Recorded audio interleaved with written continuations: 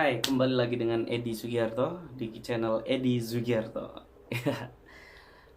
Pada hari ini saya punya cerita yang lumayan unik, tapi mungkin bisa bermanfaat untuk teman-teman yang menyaksikan channel saya. Oke, begini ceritanya.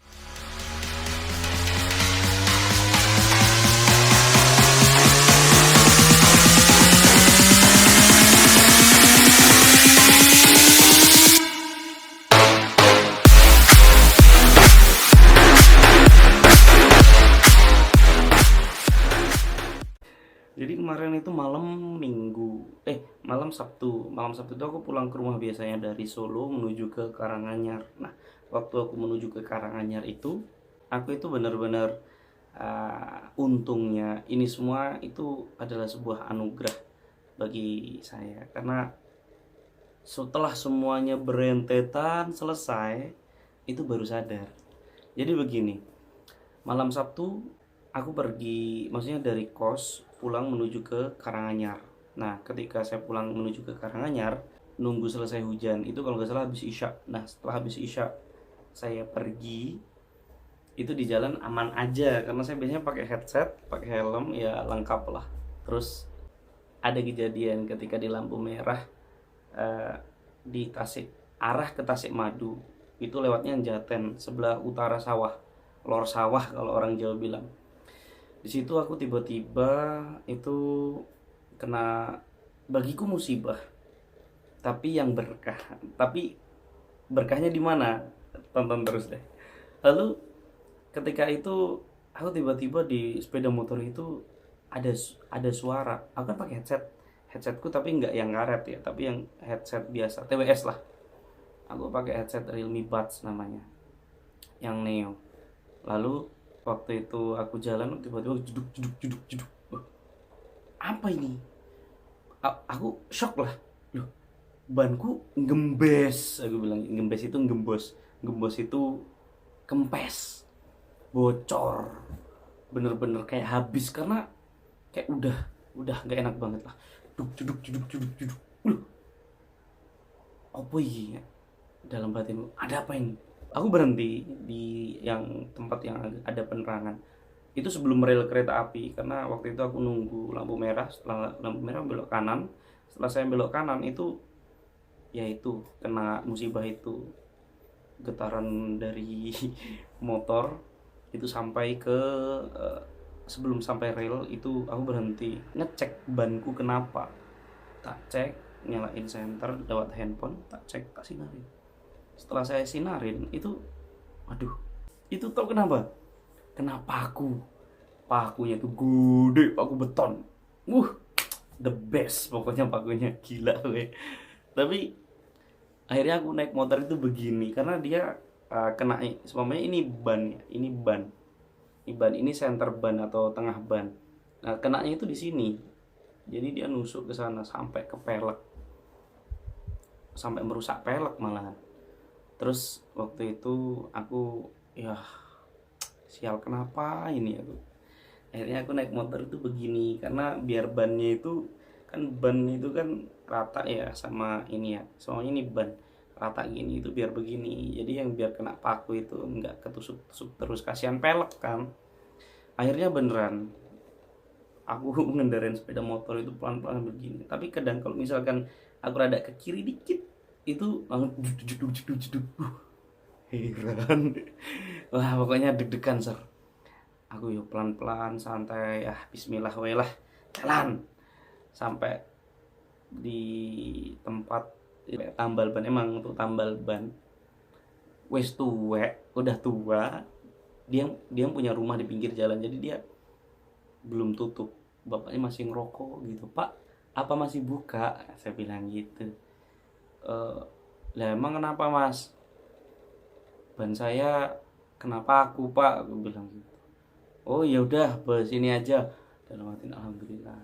Terus saya mikir, saya perasaan tadi cuma bawa uang 2000. 2000. Bawa uang cuma 2000, men. Gila, aduh. Terus oh ya, kan niatnya itu aku mau mampir ke bank. Setelah saya mampir ke bank itu ngambil uang, ternyata kelolosan terus saking enaknya naik motor sambil dengerin musik sambil teriak-teriak gitu kan. Ya maklum rada ya nggak gini juga sih. Waktu itu feelingnya semangat pulang. Suatu ketika sampai sama bapaknya itu dicek, lo kok gede men masih ki paku nih, ini kenanya di mana katanya, ini kenanya di, nggak tahu pak, pokoknya setelah saya belok di pertigaan sana itu baru berasa goncangan. Saya bilang gitu. Oh alah lah kok iso yo. Akhirnya dibantu sama bapaknya, ya udah dicabut semuanya. Ada nanti videonya tak kasih di sebelah sini ya, tonton. Terus lalu setelah itu sama pakunya, lihat ya di sebelah sini, itu pakunya gede banget. Terus setelah itu kan aku ini apa namanya itu, lanjutin perjalanan, tapi banku itu nggak sempurna. Kenapa? Karena pakunya itu tembus ke pelek, otomatis kan menyakiti pelek. Itu yang bikin dia gembes, nggak bocor lagi tapi gembes. Karena yang gede itu, paku yang gede itu sudah di apa ya, sudah dicabut, sudah ditambal, udah tubles. Kebetulan banku itu ban tubles. Lalu lanjut perjalanan, di perjalanan itu aku mikir, ya Allah, kenapa ya kok rasanya gini men ya. Oh iya, kan uang 2000 ya. Setelah uang 2000 itu aku nyoba ngereyak, aku wis niat tinggal KTP. Akhirnya aku buka dompet, ternyata syukur alhamdulillah nemu apa, uang 50.000. Wah, selamat saya, alhamdulillah. Itu luar biasa sih, karena saya nggak pernah ingat ada uang 50.000 di situ, karena aku jarang taruh uang itu di dompet, melainkan naruh uang itu di tas, ada tas kecil yang kayak dompet gitu. Dengan dompet biasanya kartu-kartu doang. Setelah itu berangkatlah lagi aku menuju ke rumah. Setelah saya berangkat lagi menuju ke rumah, aku shock sih. Kan mikir udah negatif thinking nih, kok bisa aku hari kayak gini? Apa karena kemarin aku habis kejatuhan cicak? Emang aku jatuh cicak, anak cicak, mau tak bunuh cuma nggak usah lah, biarinlah dia hidup. Terus kalau urusan sial kayaknya nggak masalah, saya juga nggak terlalu percaya sama mitos itu. Aku sempat mikir itu, malah kemungkinan sial ini membawa berkah. Kenapa? Karena ketika saya balik lagi ke ini perjalanan, itu ada di Tasikmadu, pertigaan. Itu kan saya dari Solo ya, pertigaan sebelum lampu merah. Itu kalau belok kiri itu jalan tol, kalau belok kanan arah Karanganyar, TW, Mojokedang, pokoknya Erono. Aku belok kanan. Sebelum itu ada gang kecil. Situ ternyata ada kecelakaan. Lalu saya berpikir positif. Wah, ini kuasanya Allah sih. Kenapa kok kayak gitu? Karena di kejadian itu ini waktunya kayaknya itu belum lama. Jadi saya berasa kalau misalkan saya tidak ditubles paku gede sampai saya nyari bank tubles, karena ban tubles aku kecil aman loh saja, soalnya tinggal cabut ada cairannya kan, jalan aja. Ini enggak, ini bener-bener kayak wah, di situ langsung saya berpikir, wah alhamdulillah saya dikasih musibah ya. Kenapa kok alhamdulillah? Karena menurut saya itu musibah yang dikasih itu menghambat saya jadi korban kecelakaan yang lebih besar. Itu sih feelingku. Itu langsung astagfirullahaladzim, maafkan hamba ya Allah, hamba suuzon sama engkau ya Allah, astagfirullahaladzim. Aku bilang kayak gitu dalam hati, tapi emang benar sih, waktu itu emang benar-benar luar biasa. Saya nggak sempat video waktu apa ya istilahnya, waktu saya balik korbannya itu, soalnya parah. Dan mungkin di situ syukur saya alhamdulillah. Kalau misalkan nggak ada kejadian itu, wallahu a'lam ya, mungkin itu saya yang jadi korban atau saya nabrak. Alhamdulillah, syukur Allah ngasih yang terbaik. Pokoknya ingat ya, segala sesuatu yang benar-benar sesialnya pokoknya luar biasa, nggak enak lah, itu tenang. Di balik itu semua itu ada hal baik. Allah masih sayang sama kita. Kenapa kok saya bilang kayak gitu? Karena Karena saya banyak cerita tentang saya sadar ketika kejadian itu, malah udah beberapa tahun baru saya sadar kok saya begini. Di situ. Di situ yang saya suka.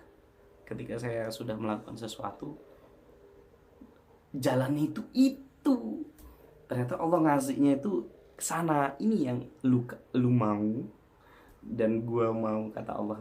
Yang kamu mau dan saya mau. Dan ini sinkron sama kamu dan ini baik untuk nih. Dulu emang sengaja saya kasih sakit-sakitan, atau dalam arti sakit sulit-sulit atau sial atau apa. Tapi dibalik itu semua Allah sayang sama kita. Kalau kalian masih percaya, coba kalian pikir di mana kalian itu pernah merasa sial, tapi atas kesialan itu kamu bersyukur. Nah, itu adalah yang harus kamu syukuri sekarang. Daripada istidraj, udahlah lu dikasih enak semua sampai akhir hayat, tapi ujungnya itu udah pasti neraka. Wih, so ustadz gue, sorry.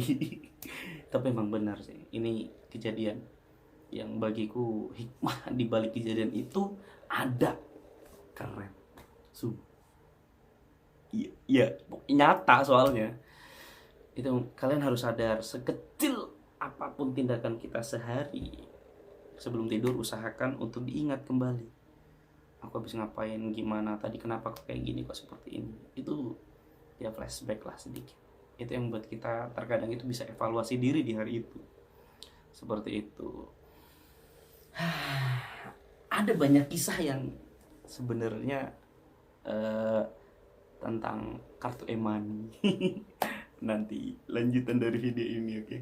Tentang kartu e-money itu nggak guna, cuma untuk gaya-gaya, tapi ternyata luar biasa kegunaannya di kehidupan saya selanjutnya. Dalam arti bukan di waktu itu, tapi di waktu selanjutnya. Bedanya setahun. Baru sadar sih. Oke, sampai jumpa di cerita selanjutnya. Bye. Assalamualaikum warahmatullahi wabarakatuh. Sia.